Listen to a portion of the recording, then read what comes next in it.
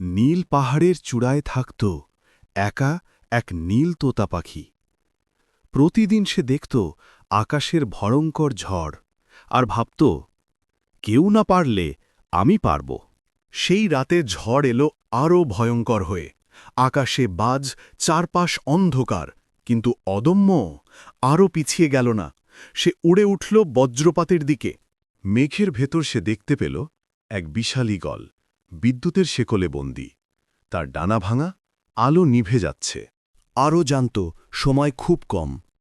বজ্রপাতে ঝুঁকি নিয়েও সে এগিয়ে গেল ঈগলের কাছে এবং নিজের একটি জলজলে নীল পালক ঈগলের ডানায় ছুঁয়ে দিল। এক মুহূর্তে আকাশ ফেটে আলো বেরিয়ে এলো। বজ্র থেমে গেল, ঝড় উধাও। ঈগল নতুন শক্তি নিয়ে গর্জে উঠল। আরোকে পাশে দাঁড়িয়ে থাকতে দেখে বলল, তুমি আজ থেকে বজ্র পাখি আরো। একটা ছোট সাহসও আকাশ বদলে দিতে পারে। সেদিন থেকে পাহাড়ের রক্ষক একটি ছোট নীল তোতা পাখি, যার ডানা এখন জীবন্ত বিদ্যুতের মতো জ্বলে ওঠে। বন্ধুরা, পাশে থাকো, লাইক, কমেন্ট, শেয়ার এবং সাবস্ক্রাইব করে আমাকে সাপোর্ট করো। তোমাদের এই ছোট্ট অ্যাকশন আমার জন্য অনেক বড়।